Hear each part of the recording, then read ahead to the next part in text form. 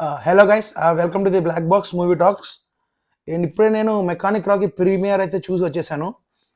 And రివ్యూలోకి వెళ్ళే ముందు ఎవరైతే ఛానల్ సబ్స్క్రైబ్ చేసుకోదో ప్లీజ్ టు సబ్స్క్రైబ్. అండ్ ఇంక రివ్యూలోకి వెళ్ళిపోతే కనుక మూవీ అయితే నాకు పర్లేదు అనిపించింది. విశ్వక్ సేన్, మీనాక్షి చౌదరి, శ్రద్ధ శ్రీనాథ్ మెయిన్ లీడ్స్గా నటించారు మూవీలో అయితే. అండ్ ఫస్ట్ ఆఫ్ చూసుకుంటే కనుక మనకి రొటీన్ రెగ్యులర్ ఫార్మాట్ కమర్షియల్ మూవీలానే ఉంటుంది, కొత్తగా ఏమి ఉండదు. అండ్ మనకి సాంగ్స్ కూడా అంతగా డిస్టర్బ్ చేస్తాయి. అసలు ఫ్లోనే ఒక డిస్టర్బెన్స్గా వెళ్తూ ఉంటుంది, దాన్ని ఇంకా సాంగ్స్ డిస్టర్బ్ చేస్తాయి. అండ్ ఫాదర్ సాంగ్ కూడా ఓ మై గాడ్ డాడీ అనే రేంజ్లో చేద్దాం అనుకున్నారు, అంత వర్కౌట్ కాల సాంగ్. సో అక్కడక్కడ and Vishwak Sen comedy timing కానీ, Harsha comedy timing first half పర్లేదు, అసలు పర్లేదు అని కూడా కాదు, అలా వెళ్ళిపోతూ ఉంటుంది. మధ్యలో బాగా నవ్వుకుంటాం 2-3 సీన్లకి, డైలాగ్లకి. అండ్ కొన్ని ట్విస్ట్లు కానీ ఏవైతే చిన్నగా వస్తూ ఉంటుంది హీరోయిన్ రిలేటెడ్, అవైతే ఎక్స్పెక్ట్ చేసేస్తాం ఏం జరుగుతుంది అనేది. సో మనకి ఇంటర్వెల్లో కూడా మంచి ఎమోషనల్ సీన్ వస్తుందేమో అనుకుంటాం, కానీ వెంటనే కామెడీలా అనిపిస్తుంది అది. సో అదేంటంటే మనకి ఫస్ట్ హాఫ్ అనేసప్పుడు నీరసం వచ్చేస్తుంది సినిమా. విశ్వక్ సేన్ ఇంత కాన్ఫిడెంట్గా, మీకు ఎవరైతే నచ్చలేదని చెప్పారనికి ఎవరైనా చూడ్డం మానేయండి అని కాన్ఫిడెంట్ చెప్పాడు ప్రీ రిలీజ్ ఈవెంట్లోనూ. అక్కడ అంత కాన్ఫిడెంట్గా ఉన్న తిన రెగ్యులర్ ఫార్మాట్ కమర్షియల్ మూవీతో ఫార్మాట్తో ఉన్నాడేంటి అనుకుంటాం. అండ్ సెకండ్ హాఫ్ స్టార్ట్ అయిన తర్వాత ఫస్ట్ హాఫ్ మీద సెకండ్ హాఫ్ చాలా బెటర్ అనిపిస్తుంది మనకి. అండ్ మనకి ఫస్ట్ హాఫ్ రెగ్యులర్ ఫార్మాట్లోనే ఉంటుంది, అండ్ సెకండ్ హాఫ్ వచ్చేటప్పటిగా ఆడియన్స్ గ్రిప్పింగ్ అవుతాం, ఎంగేజ్ అవుతాం.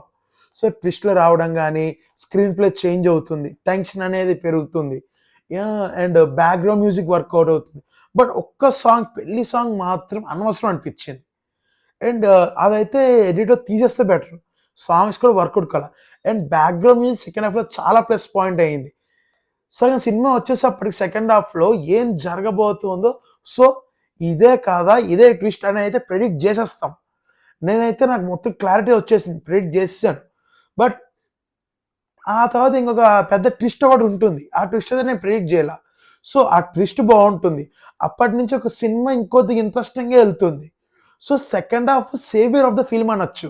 సో ఫస్ట్ హాఫ్ పరంగా చూసుకుని రెగ్యులర్ ఫార్మాట్లో ఇరిటేషన్ వచ్చిన సినిమా, సెకండ్ హాఫ్ వచ్చేసప్పటికి బాగుంది సినిమా అన్నట్టు ఎండ్ అవుతాం, అన్ని మైండ్ సెట్తో కంప్లీట్ అవుతాం. సో దానివల్ల ఏమన్నా సినిమాకి మంచి పాజిటివ్గానే బయటపడతాం, సినిమా బాగుంది అనిపిస్తుంది. అండ్ బ్యాక్గ్రౌండ్ మ్యూజిక్ అయితే మాత్రం చాలా అంటే చాలా బాగా కొట్టాడు, ఎవరు కొట్టారో కానీ. మనకి second half background music first హాఫ్లో కూడా అంతే ఉంటుంది, సెకండ్ హాఫ్ చాలా బాగుంటుంది. క్లైమాక్స్, బీజియం కానీ ఎవ్రీథింగ్ చాలా బాగా వర్కౌట్ అవుతాయి. అండ్ పెర్ఫార్మెన్స్ విషయానికి వచ్చేస్తే కనుక మనం మీనాక్షి చౌదరి కానీ, శ్రద్ధ శ్రీనాథ్ కానీ, సునీల్ టైమింగ్ కానీ ఎవ్రీథింగ్ చాలా బాగున్నాయి. వైభవ్ హర్ష టైమింగ్ కూడా బాగుంటుంది, పెర్ఫార్మెన్స్ కూడా బాగుంటుంది. అండ్ విశ్వక్ సేన్ పెర్ఫార్మెన్స్ కూడా బాగుంటుంది, కానీ బట్ ప్రతి సినిమాలో ఒకటే షేడ్ చూస్తుంటే అనిపించొస్తుంది. అంటే ఫలక్నామా దాస్ నుంచి ఒకటే విశ్వక్ సేన్ చూస్తున్నాం మనం. అంటే ఫలక్నామా దాస్ కావచ్చు, పాగల్ కావచ్చు, మన దాస్ కా ధమ్కీ కావచ్చు, గ్యాంగ్ ఆఫ్ గోదావరి కావచ్చు, ఇట్లా మనకి కొన్ని సినిమాలు ఏవైతే ఉన్నాయో ప్రతి దాంట్లో ఒకటే ఫార్ములా. అండ్ పెర్ఫార్మెన్స్ బాగుంటుంది, ఎమోషన్స్ చాలా బాగా చేస్తారు, బట్ ప్రతి చోట ఒకేలాగానే ఉంది, ఒకటే స్కేల్ మీద పోతున్నట్టు అన్నట్టు అనిపించింది. సో పెర్ఫార్మెన్స్ బాగుంది, అది కొద్దిగా బెటర్ చేసుకుంటే ఇంకా బెటర్ అని నా ఫీలింగ్. అది ఒక్క చెప్పి మిగతా చాలా బాగుంది. ఓవరాల్గా అయితే గుడ్ మూవీ అని చెప్పొచ్చు. అండ్ దీనికి నేను ఇచ్చే రేటింగ్ 2.5 అవుట్ ఆఫ్ 5. అలాగే మీరు కూడా ఈ సినిమా చూస్తుంటే మీకేమనిపిస్తుందో కామెంట్లో పెట్టేసేయండి. అలాగే లైక్ చేయడం, షేర్ చేయడం, సబ్స్క్రైబ్ చేయడం మర్చిపోకండి. Thank you guys.